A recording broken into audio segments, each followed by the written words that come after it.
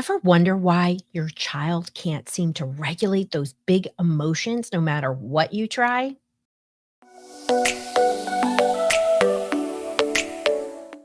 Hi, I'm Dr. Roseann.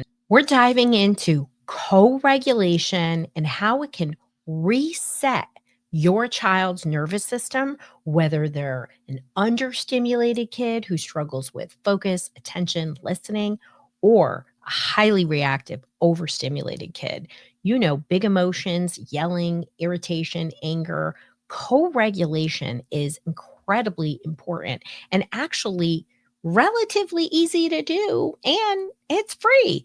We just don't talk enough about it and really how powerful it is. And that's why you're here. So let's dive into what co regulation is. So, co regulation is really how you help your child be calm, learn how to self regulate, and their own nervous system will look to you and your nonverbal and verbal behaviors. They're going to rely on your nervous system to help guide them and for them to regulate. So, really, what happens is, you know, when we think about this for ourselves, we're around somebody really irritated or angry, we feel it. We can often become dysregulated.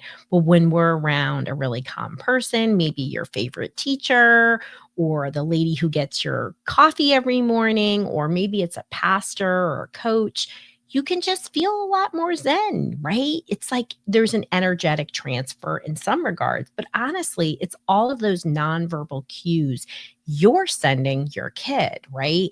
Is it that, frowny face? Is it the sign of irritation? Is it a subtle tapping? Is it the tone of your voice? How are you connecting with your child? How are you letting them know, right? And co regulation is so important because one, we are modeling calm, we're modeling regulation, we're modeling listening, we're modeling attention, we're modeling how to deal with really annoying people sometimes, but we're showing our kids, and when I mean kids, I mean little kids and I mean young adults. We're showing our kids what we want them to do, right? I think one of the greatest, misconceptions is that you somehow can not do these things for yourself and yet you expect your kids to do it, right? And sometimes that's not the case. Sometimes your kid is the one kid who's dysregulating in your family. And then we really have to look, right? And go back, look at your, the previous episode about the comms protocol and really figure it out. What else besides modeling calm, what does co-regulation do? It actually builds safety. So kids dysregulate when they feel unsafe. And it doesn't mean there's a burglar down the street, could mean you're living in an unsafe place. This is America. There are unsafe places. But it means that for kids, safety is about predictability, what's coming next, right? Do you do what you say you're going to do? Is it a comfortable environment? Are there sensory triggers? Safety is a psychological and physical safety, and when kids are regulated, they often have that in their lives. And there are, we can set many ways to do that, right? Routine and structure, giving your child, a way to de-escalate when they're really activated, a place that's safe, a technique.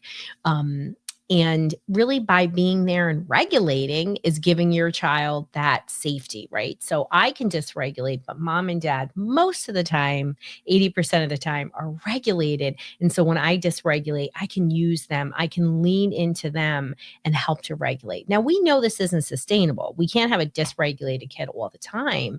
And that's why, co-regulation is always important, and even more so when your kid is highly dysregulated, is very, very powerful. But if your child is dysregulating all the time, and you're like, hey, Dr. Rowe, these are things I'm doing. Well, we probably got ourselves a problem. Go back and listen to the episode about, is this normal or is this not? Because it's a good one. What else happens with co-regulation is children develop emotional skills, right? So when we're creating a space for our child, we're really helping them to understand that big emotions happen. We can be upset by them. We don't stuff them down. We can talk about them. We can problem solve and learn from them. Then kids really develop a range of emotions, not just irritation and anger or, upset or anxiety. They're actually starting to understand there are many things that could cause distress, right? Because this is the real world. I can identify those emotions.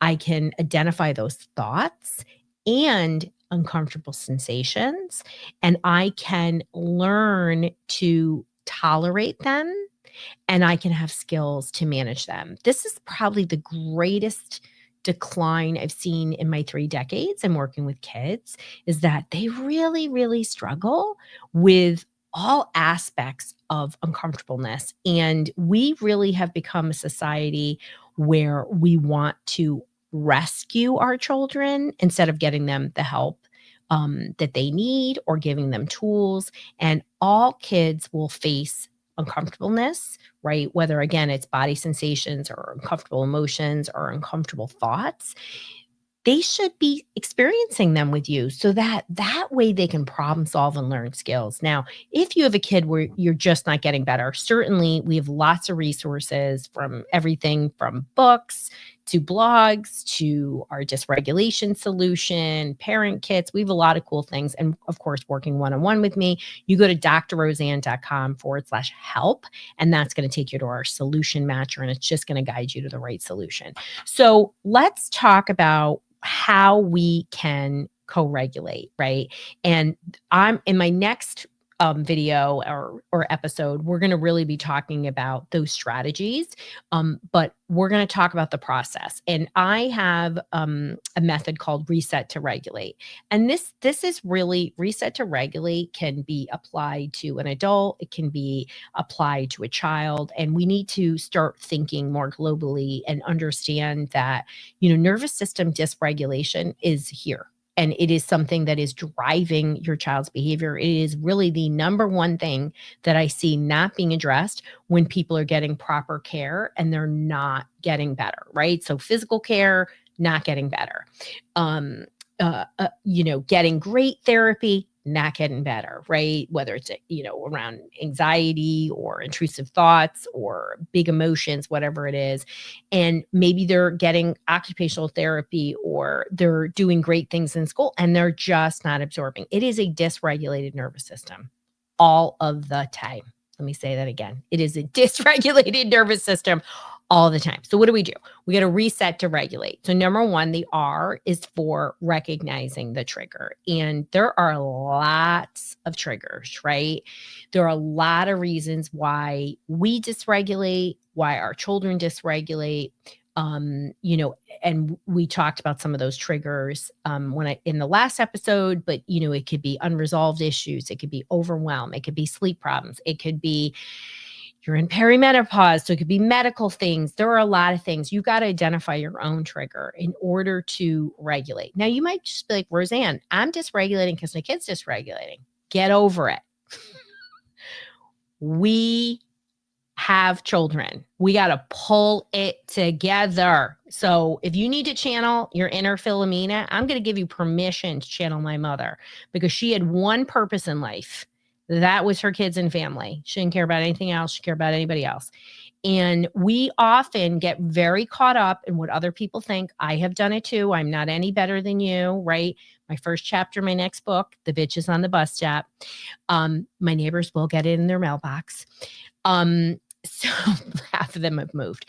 But we get very caught up in the way things look and whatnot. And that's not everybody, but we get caught up in fear. And so we have to let go of that and really say, what is this trigger? What is causing this for me to be so dysregulated? And then E is breath work. It's exhaling slowly, right? So I cannot emphasize enough breathing. Like, in these episodes, I'm talking about my dad's in rehab, and he literally, physical rehab, from after surgery, and he literally stopped breathing. And I was like, stop breathing. And he was just in a lot of pain. So we had to I taught him diaphragmatic breathing. And he's so cute because he's like, Rose, what is this? What are you talking about, a belly breath? And I was like, Dad, this is how you do it. And, then he says, I feel better. And I was like, I know, like in this moment, but we got to keep doing it. Okay. he says to me, you know? So when you're like in a crisis mode, you're going to do anything to relieve stress. What we have to think about is that these tools really should be used proactively, right? Again, we brush our teeth to avoid cavities. We need to regulate our nervous system to avoid full on crises. Yes, to manage stress when it happens, not avoid it, but to use these tools to help us get through it. Okay. S is stopping and grounding, right? So, what do I need to do right in this moment? Do I need to put my feet on the ground? Do I need to turn off the negative chitter chatter so I can be more regulated? Do I need to put my phone down? That is something that happens for me all the time. Do I need to turn the lights off? You already heard I get super overstimulated by lights at night. Here I am under big lights. I will have to do extra things today because I'm filming. And that's okay, but I have to make sure I plan for it, right? Empathizing with your child, right? So behavior is communication. It is not personal, people. I don't care if your kid spit on you. I don't care if your kid told you to F off. I don't care if your kid punched a hole in the wall. This is not personal. This is about their nervous system being in a sympathetic dominant state in those cases, right? Very angry, very irritated, and they do not know another way. So when you are regulated, you have a right to be PO'd if you have a hole in your wall, of course, but that isn't going to help. All you're going to do if you're meeting your child with anger when they're angry, or if you're meeting them with irritation when they're unfocused, you're just going to amplify the behaviors and you're getting caught in a reactivity cycle, right? Dog chasing its tail. That's a saying in America for a reason, right? And then the T in reset to regulate is taking action, right? So you got to really be consistent in your action. So whether your child is dysregulated because of compounded stressors, maybe they have a learning disability, maybe they're in a terrible school, maybe they are dealing with social issues, maybe there is a clinical problem.